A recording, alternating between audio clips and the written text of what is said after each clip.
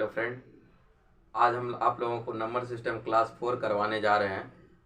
Class 3 कल हुआ था जिसमें आपको रेशनल नंबर का चर्चा किए थे। रेशनल नंबर बताए थे कि वह नंबर जो पी बाई क्यू के फॉर्म में होगा उसे रेशनल नंबर कहेंगे, जहाँ पे पी और क्यू इंटीजर होगा और Q is not equal to 0 होगा, उसको हम रेशनल नंबर कहेंगे।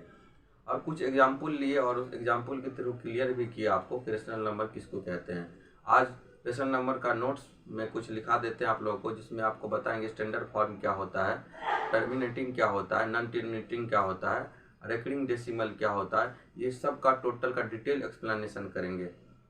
देखिए हम नोट्स में लिखाए हैं the sets of rational number, यहाँ लिखे हैं the sets of rational number is denoted by Q. जब भी रेशनल नंबर का चर्चा करेगा, रेशनल नंबर का, उसको डिनोट किससे करेंगे? क्यू से। रेशनल नंबर को डिनोट किससे करेंगे? क्यू से करेंगे। अब कहता है a rational number P by Q is called in standard form.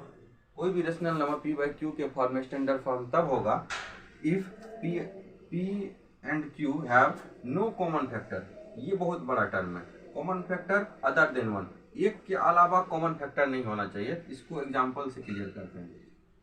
जैसे 2 लेते हैं बाय 5 लेते हैं, ये रेशनल नंबर है क्योंकि ये ऊपर p नीचे q इसके फॉर्म में है, p बाई क्यू के फॉर्म में, और q 0 भी नहीं है, रेशनल नंबर है। और बोलता है स्टैंडर्ड फॉर्म का हिंदी होता है व्यापक रूप या मानक रूप या सूक्ष्मतम रूप यानी स्टैंडर्ड फॉर्म, यानी ऐसा यानी सबसे छोटा फॉर्म। इसको सबसे छोटा फॉर्म भी लिख सकते हैं, सूक्ष्मतम फॉर्म या सबसे छोटा रूप, फॉर्म या रूप जो बोलिए। देखिए 2/5 को कितनों तोड़िएगा तो 2/5 टूटेगा नहीं, इसलिए स्टैंडर्ड फॉर्म में ये पहले से है। इसको बोलेंगे इज इन स्टैंडर्ड फॉर्म में है। जैसे अगर हम 10/20 लेते हैं, 10/20 लेते हैं, रेशनल तो है लेकिन स्टैंडर्ड फॉर्म में है नहीं है। इसको स्टैंडर्ड फॉर्म में बना लीजिए। 10 से डिवाइड करते हैं ऊपर नीचे, 10 1 10 9 20 1। अब ये हो गया स्टैंडर्ड फॉर्म में। बोलता है स्टैंडर्ड फॉर्म में क्यों लिखते हैं? क्योंकि यहाँ लिखा गया नो कॉमन फैक्टर नहीं होना। अब ये दोनों में कॉमन फैक्टर है, 1 और 2 में 1 के अलावा कॉमन फैक्टर है नहीं है, इसीलिए क्या हो जाएगा, ऐसे लिख सकते हैं। इसको लिखने का तरीका है, जैसे आपको एक क्वेश्चन लेते हैं, जैसे 2/4, इसको स्टैंडर्ड फॉर्म में लाने के लिए क्या करेंगे? 1/2। इससे स्टैंडर्ड फॉर्म नहीं हो सका, इससे छोटा और कुछ नहीं लिख सकते। कितनों तोड़ेंगे 2/4 को 1/2 से, अब ज्यादा नहीं दो। इसमें भी 1 है फैक्टर, इसका भी फैक्टर क्या है? 1 है, इसीलिए ये रेशनल नंबर है। जैसे आपको हम लेते हैं 15/6 लेते हैं, 15/6 लेते हैं, तो ये स्टैंडर्ड फॉर्म में नहीं है।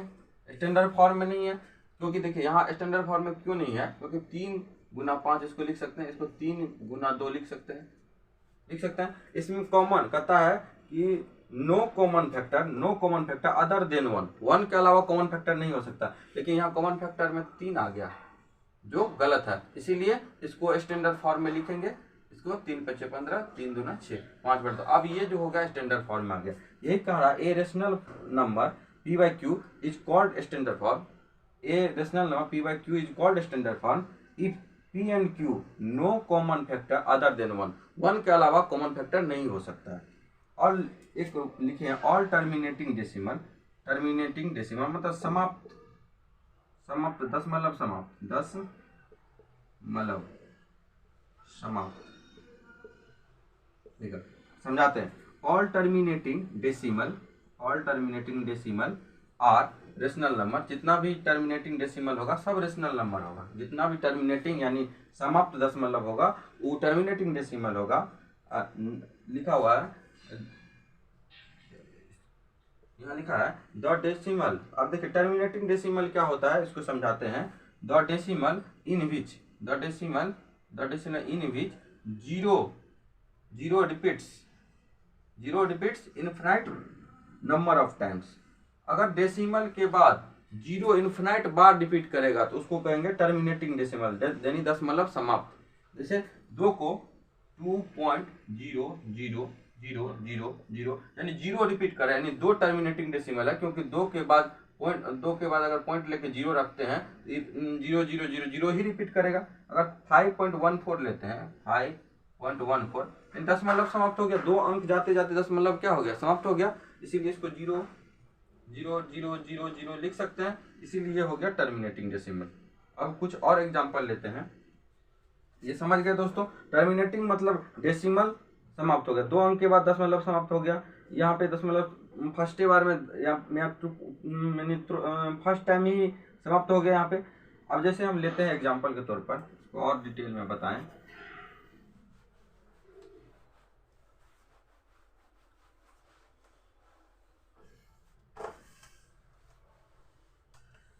टर्मिनेटिंग डेसिमल का डिटेल अगर और बताएं, टर्मिनेटिंग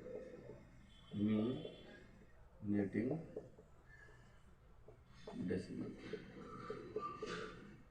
देखिए क्या होता है टर्मिनेटिंग, हम क्या बोले, समाप्त दशमलव, दशमलव समाप्त या दशमलव समाप्त, लिखिए दशमलव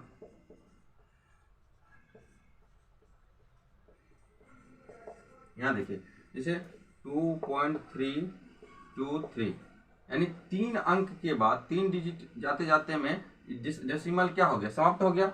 अब यानी 2.323, अब 3 अंक जाते जाते दशमलव समाप्त, इसको लिख सकते हैं 2.3230000 लिखते जाएंगे, यानी डेसिमल जो है समाप्त हो गया यहाँ पे। अब देखिए जैसे 2.1 लेते हैं, 2.1 को लिख सकते हैं 2.10000।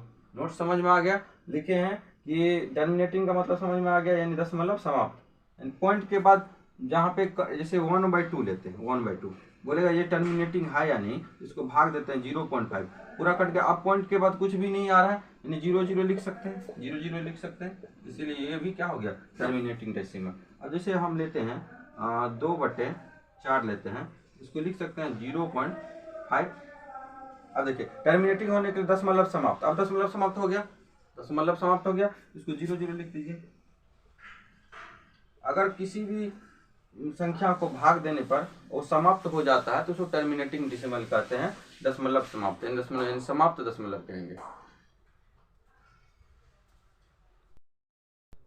आप लोग को स्टैंडर्ड फॉर्म बताए, तभी स्टैंडर्ड फॉर्म को भी थोड़ा सा और एक्सप्लेन कर देते हैं। जैसे standard form, standard form Hindi में इसको व्यापक रूप या छोटा रूप, सबसे छोटा या सूक्ष्म रूप, सूक्ष्म रूप। देखिए क्या होता है स्टैंडर्ड फॉर्म, जैसे आप 25/35 लिए, 25 को आप 5 × 5 लिख सकते हैं, 35 को आप 5 × 7 लिख सकते हैं, ठीक है, लिख सकते हैं। क्या बोला गया स्टैंडर्ड फॉर्म में, में क्या बताया है, कॉमन नहीं होना चाहिए, कॉमन नहीं होना चाहिए, एक के अलावा कॉमन नहीं होना चाहिए, कॉमन एक ही, 1 से प्रॉपर डिवाइजर होना चाहिए, प्रॉपर डिवाइजर 1 होना चाहिए। अब देखिए यहाँ पे क्या आ गया, 5 जो कॉमन आ गया, इसीलिए स्टैंडर्ड फॉर्म में जब अगर रेशनल चेक करेंगे इसमें कॉमन 1 आना चाहिए, लेकिन यहाँ कॉमन 5 हो गया, इसीलिए इसको स्टैंडर्ड फॉर्म में लाने के लिए 25, इसको स्टैंडर्ड फॉर्म में जब भी लाएंगे तो 5 से कटा देंगे, 25 25, 5 7 35, 5/7। अब ये देखिए दोस्तों, 5 को आप 5 × 1 लिख सकते हैं और 7 को 7 × 1 लिख सकते हैं। अब सिर्फ 1 है प्रॉपर डिवीजर, प्रॉपर डिवीजर क्या है, प्रॉपर डिवीजर क्या है, यहाँ पे सिर्फ 1 है, इसीलिए स्टैंडर्ड फॉर्म में हो गया। अब जैसे एक और एग्जांपल लेते हैं, 4/24, 4 ले लेते हैं 24, 34/24 ले लेते हैं। देखिए ये भी स्टैंडर्ड फॉर्म में नहीं, यहाँ पे 2 इसमें भी कॉमन हो जाएगा, इसमें भी 2 कॉमन हो जाएगा, इसीलिए इसको तोड़ देते हैं, 17 हो जाएगा और 12 हो जाएगा। अब देखिए इसका अगर फैक्टर तोड़िएगा तो 17 को आप 1 और 17 में टूटेगा, 12 1 और 12 में टूटेगा, यहाँ पे 1 1 कॉमन आ गया और इसके अलावा कुछ भी कॉमन नहीं, एक के अलावा कुछ कॉमन नहीं, इसीलिए ये जो होगा ये, इसको क्या कहेंगे, 17/12 को इसको कहेंगे स्टैंडर्ड फॉर्म, स्टैंडर्ड फॉर्म।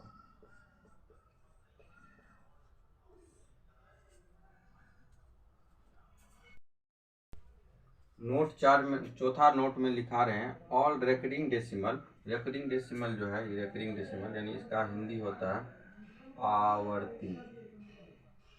आवर्ती डेसिमल का मतलब दशमलव।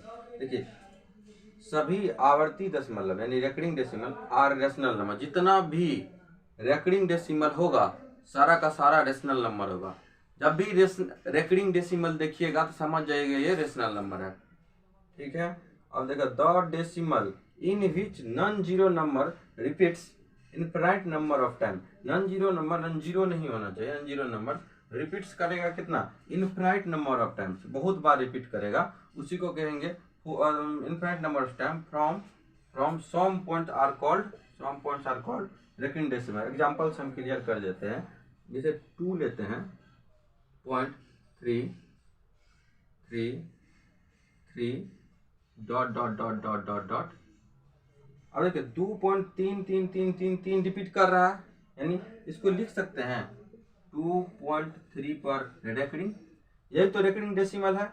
अब देखिए 2.3 पर रेकरिंग ले लिए तो रेकरिंग यानी प्योर रेकरिंग है, इसको कहेंगे प्योर रेकरिंग, पूरी रेकरिंग। इसमें मिक्स्ड रेकरिंग इसको नहीं कर सकते हैं क्योंकि यहाँ एक ही अंक पे बार लग गया है और वो एक ही अंक पे समाप्त हो जा रहा है, इसीलिए मिक्स्ड रेकरिंग नहीं बोलेंगे।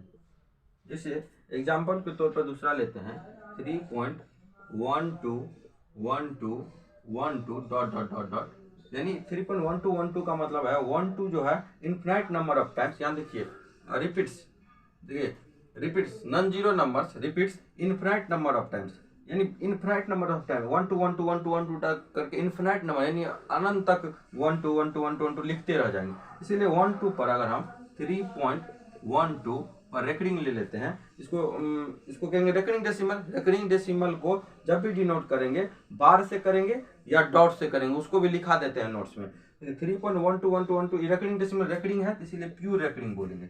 और बोला मिक्स्ड रेकरिंग है, नहीं मिक्स्ड रेकरिंग नहीं है। मिक्स्ड रेकरिंग भी आपको हम अच्छे समझा देते हैं। जैसे 4.1 हो गया 235 डॉट डॉट डॉट डॉट।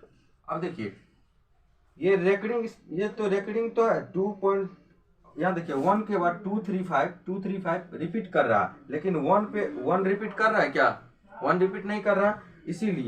इसीलिए अगर हम आपको इसको लिखेंगे 4.1235 पर रेकरिंग लेंगे तो यानी 1 ये देखिए ये प्योर रेकरिंग हुआ, पूरी रेकरिंग नहीं, क्योंकि ये पूरी होने के लिए अगर 1 भी रिपीट करता तब ना प्योर रेकरिंग बोलते, यहाँ प्योर रेकरिंग नहीं बोलेंगे।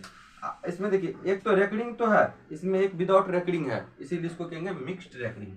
क्या कहेंगे, मिक्स्ड रेकरिंग। अब आपको अंतर समझ में आ गया होगा प्योर रेकरिंग क्या है, मिक्स्ड रेकरिंग क्या होता है। एक रेकरिंग का एक और पॉइंट लिखा देते हैं।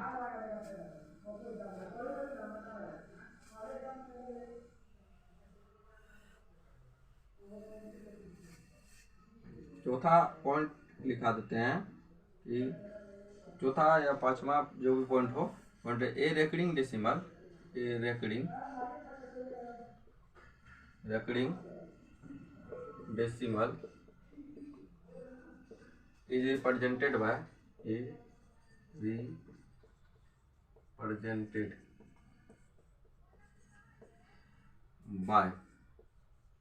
बार। बार कहेगा तो ऐसे बार होता है या डॉट। देखिए एग्जाम्पल से हम समझा देते हैं इसको।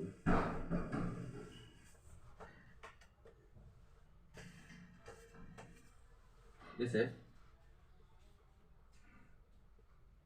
1 2 3 और रेकरिंग लिखिए या 1 2 3 यानी 2 3 पर ये पॉइंट रखिए, यानी इसको डॉट रखिए, इस सेम चीज है। इसको 1 2 3 पर रेकरिंग पढ़ेंगे या 1 2 3 पर बार पढ़ेंगे।